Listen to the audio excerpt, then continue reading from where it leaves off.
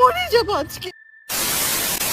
কষ্টের কথা কি বলবো, আমার ভাই বউ পাইলে সব ভুলে যায়।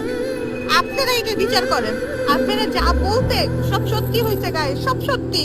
এই একটি ভিডিওকে কেন্দ্র করে বর্তমান সময়ে সোশ্যাল মিডিয়ায় একটি বিষয় নিয়ে অনেক বেশি সমালোচনা হচ্ছে, আর সেটি হচ্ছে ঋতু হোসাইন এবং নুসরাত জাহান অন্তরার সম্পর্কের ফাটল।